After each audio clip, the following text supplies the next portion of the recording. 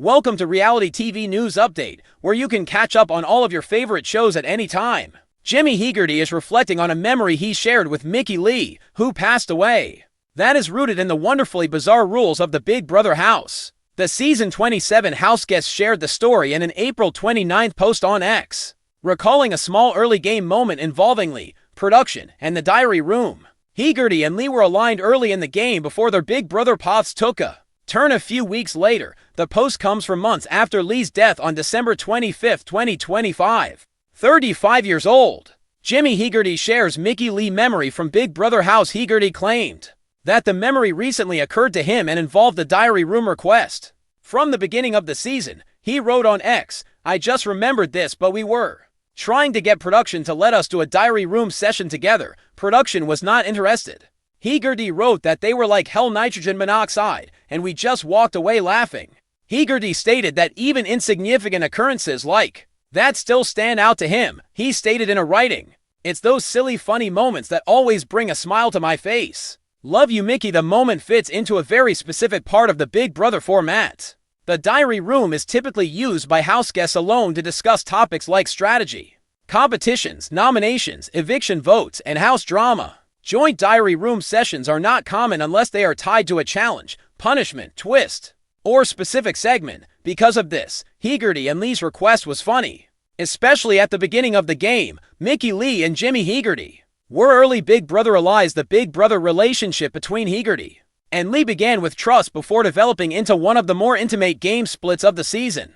The two were part of the Triple Threat Alliance with Morgan Pope, one of the first groups of the summer. Hegarty, Lee, and Pope compared notes as the season began to take shape, giving the impression that the trio was a genuine game group. For a while, that changed during the head of household reign of Hegarty. Some of his decisions, including whether he was actually protecting the alliance, were questioned by Lee and Pope. By the time Lee gained power in Week 4, after using a special power to take over Riley Jeffries' the trust between them had already started to crack. Hegarty was eliminated from the house, and the alliance ended when she eventually nominated him as a replacement nominee. Rachel Riley and Keanu Soto may have owned the season's official frenemy storyline, but Hegarty and Lee had their own messy little game arc, too. When the show wrapped, the two remained besties outside of the house, with Hegarty calling Lee one of my closest friends from the season in a post. Just 2 days before her death, he also spoke out about their relationship in the days after her passing. "Mickey, my heart is absolutely broken. During #BB7 you were my first friend, my first number one, and my all ride or die," Hegarty wrote. "We reaffirmed our friendship outside of the house, which meant more to me than you could ever imagine.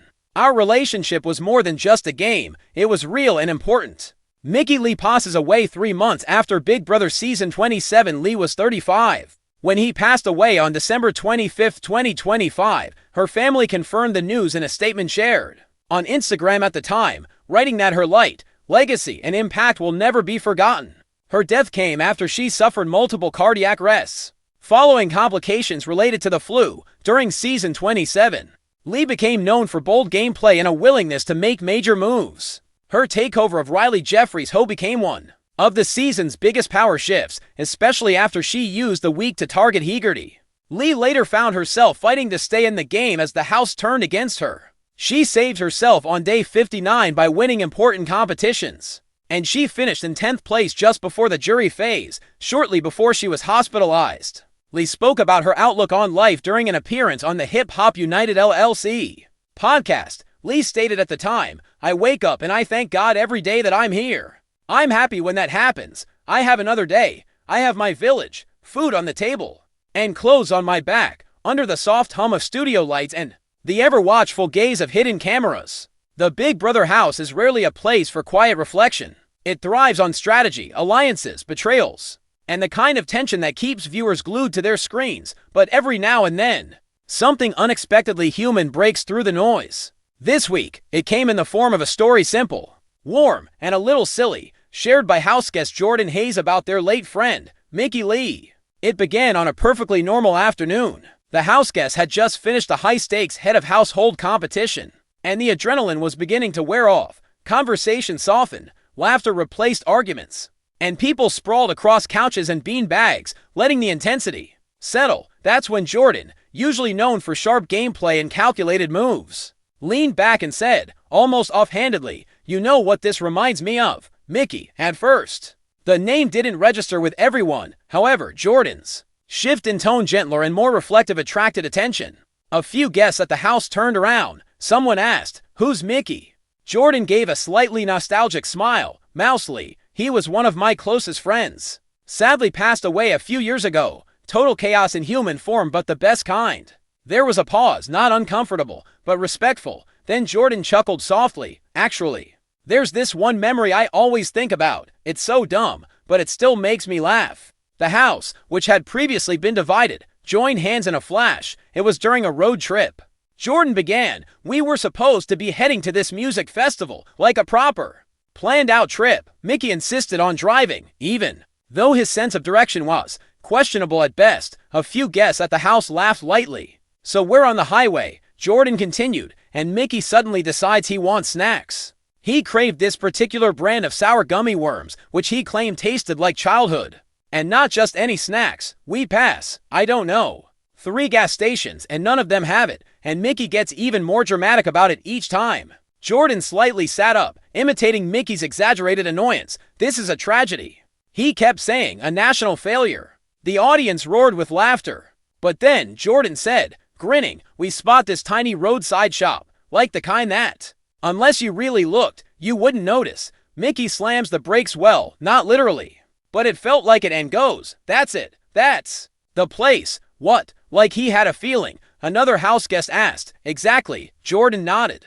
"He called it his snack intuition. As a result, we stop, and Mickey dashes inside like he's on a mission. I stay in the car, because honestly, I didn't think he'd find anything. However, approximately 5 minutes later, he emerges, displaying this bag of gummy worms like a trophy." Jordan paused, shaking their head with a fond smile. "Not just any gummy worms, the exact brand, the exact flavor. It was ridiculous." "Okay, that's kind of impressive," someone admitted. Jordan said, "Oh, it gets better." So Mickey gets back in the car, and instead of just, eating them like a normal person, he decides this is a moment. He turns on the radio, cranks up this random pop song, and starts this whole dramatic speech about how the universe provides. The laughter grew louder now, filling the room, and then Jordan continued, trying not to laugh mid-sentence. "He insists we have to celebrate properly. As a result, we are playing music and passing around gummy worms in this parked car, as if it were a sacred ritual." Jordan leaned back again, eyes glancing upward as if replaying the scene. "It was so stupid. Completely unnecessary. We had a long journey ahead of us and we're already running late." But for those 10 minutes, nothing mattered. The silence had returned to the room, but this time it felt different, full rather than empty.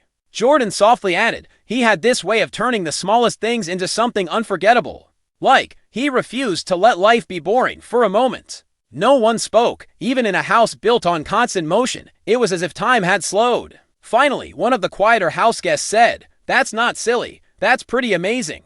Jordan smiled. "Yeah, I guess it is. He sounds like someone who made everything better just by being there," chimed in another voice. "He did," Jordan said simply. In addition to the story itself, the moment's impact on the house's atmosphere was what set it apart. The game, with its alliances, paranoia, and strategy, faded into the background for a brief moment. The shared understanding of loss, memory, and the people who shape our lives for the rest of our lives took its place, something much more universal. Later that evening, the story continued to ripple through conversations. Some house guests shared their own memories of loved ones, others reflected quietly, and a few even joked about starting their own gummy worm ritual before the next competition. Jordan, on the other hand, seemed lighter in a subtle way, not in a dramatic way, but after someone says something they didn't think they needed to say.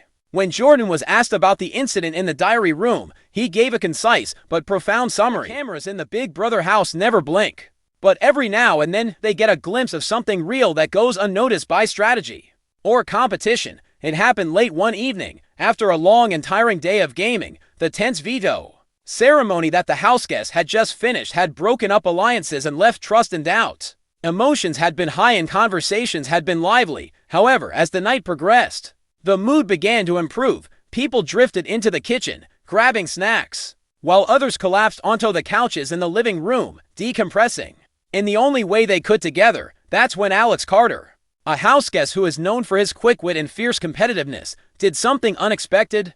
Instead of talking game, Alex leaned back, staring up at the ceiling, and let out a quiet laugh. "Do you know what brings to mind this?" Alex stated. A few people looked up. "What?" There was an inquiry. Alex grinned after a brief hesitation. "My friend Mickey." Mickey Lee. He would have loved how ridiculous this place is. The space changed. Curiousness replaced the constant buzz of game discussion. Someone asked gently, "Who was he?" Alex's expression became more at ease. "He was, to be honest, a mess. The best kind.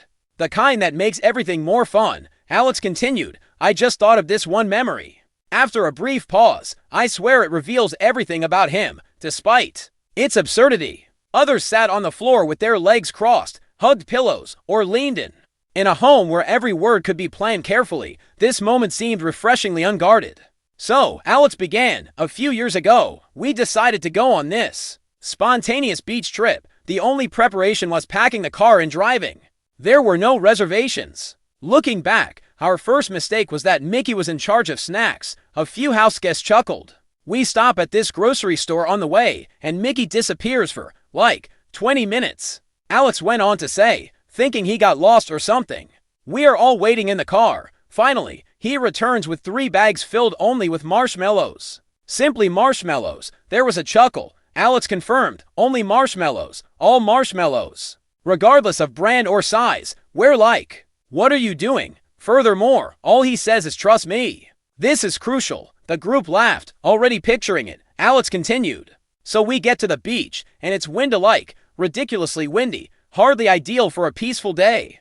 But it doesn't matter to Mickey. He won't give up, as if it were the most important mission of his life. He begins to build this tiny fire while protecting it with his body." With animated gestures, Alex recreated the scene, and then he pulls out the marshmallows. Alex said with a grin, "Not for s'mores. Oh no," he intended to evaluate and denigrate each one. Like a real-life contest to taste marshmallows. At this point, everyone in the room began to laugh. "Are you serious?" "Wait, there was an inquiry." Alex stated, "I'm completely serious." He had categories: texture, melt quality, flavor depth. He even tried to assign 10s to them. "That's insane," another houseguest said, still laughing.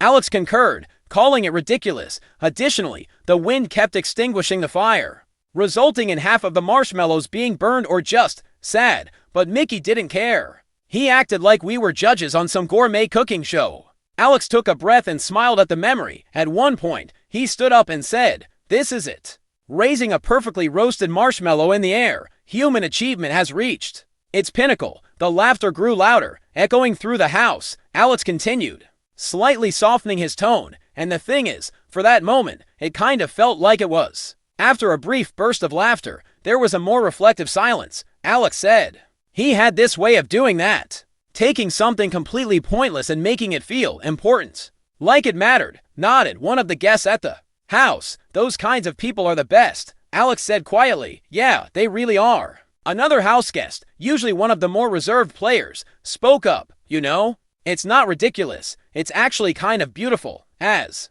if they hadn't anticipated that, Alex let out a slender breath. "Maybe, because it was so random. I always think it's silly. But yeah, one of my favorite memories is of it." The group sat together for a moment, the weight of the story settling in a game designed to test trust and push people to their limits. This felt like something entirely different, a reminder of life outside the walls, of people who mattered beyond the game. Someone made a joke and said, "We should do that here. Marshmallow rankings." The laughter returned after that released the tension. "I'm telling you, Mickey would have demanded it." Alex jokingly pointed out, "Then we have to do it right." Another houseguest added, "The entire scoring system and everything else." Alex smiled and said, "Obviously." Later, in the diary room, Alex talked about the event more openly. Alex admitted, "I didn't plan to talk about Mickey tonight. It kind of came out, and yeah, it's a silly story. Marshmallows on a windy beach, it doesn't sound like much." Alex made a brief pause before continuing, "But those are the moments you remember, not the massive, perfect ones, the weird, messy, funny ones." That was how he was. They gave a soft grin. He made everything into a happening, even when it didn't make sense. Back in the house, the game resumed, as it always does. Alliances were whispered about. In corners, strategies recalculated, and the looming threat of eviction hung over everyone. But something had shifted, even if only slightly, because, for a brief moment, the guests at the house weren't rivals, rather. They were just people laughing about a memory that wouldn't leave them. Mickey Lee's spirit lingered somewhere in that laughter, and the idea that marshmallows should be judged like fine food. He seemed to bring a small, joyful absurdity to every moment, not in a big, dramatic way. Sometimes, it turns out, the silliest memories are the ones that last the longest.